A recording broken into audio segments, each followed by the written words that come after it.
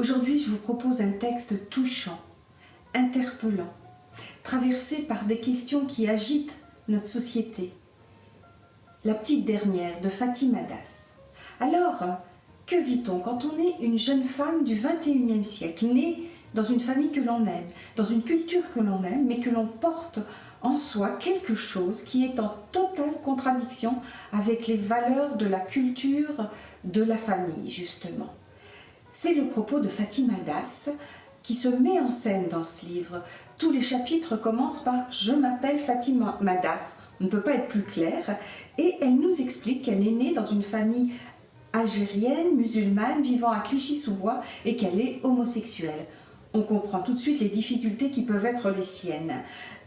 Quand on est dans une culture où l'aspiration des jeunes femmes doit être de trouver un époux, quand on porte comme elle le prénom de la fille du prophète, quand à un moment donné, ayant besoin de conseils et de se confier, elle trouve un imam et il lui explique, avec beaucoup de bienveillance, mais il lui explique que Dieu a créé Adam et Ève, il n'a pas créé Ève et Ève.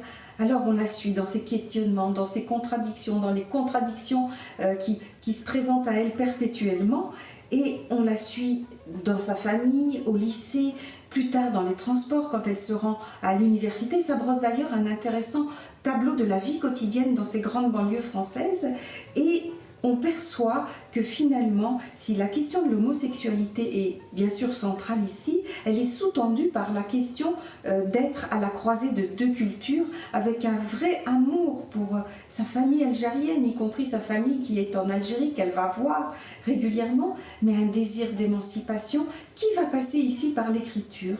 L'écriture en langue française, bien sûr, une écriture qui se donne avec une simplicité et une fausse simplicité, bien sûr, et c'est sa force, parce qu'elle nous rend, cette écriture, cette jeune femme, très proche. Non seulement elle nous touche, mais on la comprend.